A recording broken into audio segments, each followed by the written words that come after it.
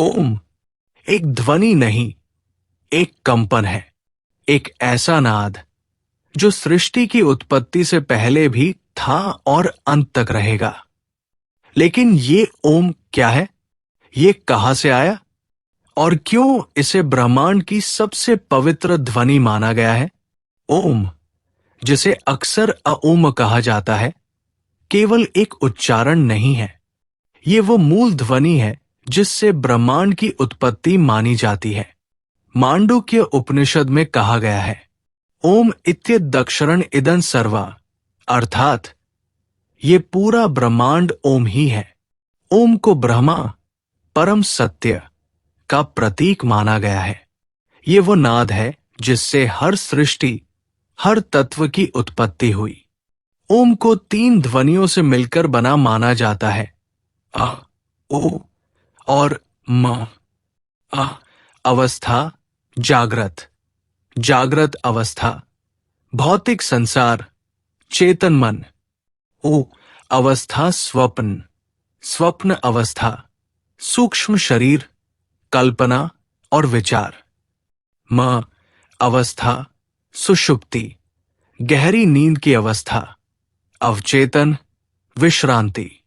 इन तीनों के बाद जो मौन आता है वो है तुरीय, एक ऐसी अवस्था जहां केवल शुद्ध चेतना बचती है। यही मोक्ष की स्थिति है। पुराणों के अनुसार जब भगवान विष्णु क्षीर सागर में विश्राम कर रहे थे, उनके नाभि से कमल प्रकट हुआ और उसमें ब्रह्मा जी उत्पन्न हुए।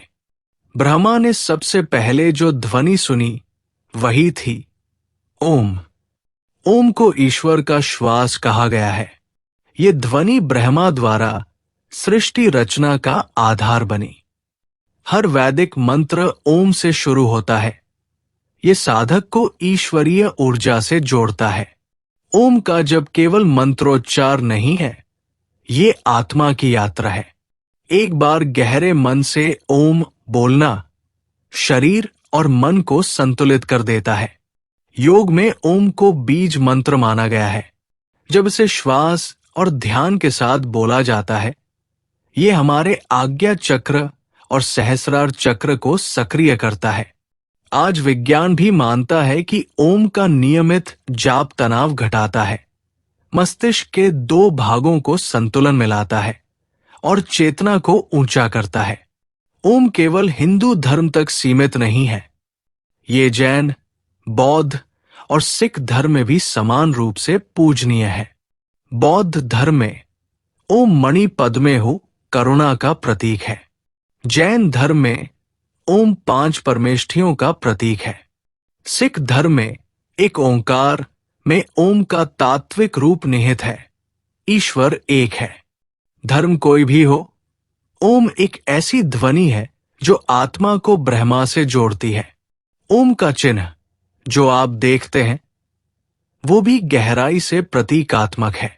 नीचे की रेखा जागृत अवस्था, बीच की रेखा स्वप्न अवस्था, ऊपरी रेखा सुषुप्ति अवस्था, बिंदु तुरीय अवस्था, अर्धचंद्र माया जो आत्मा और ब्रह्मा के बीच पर्दा डालती है।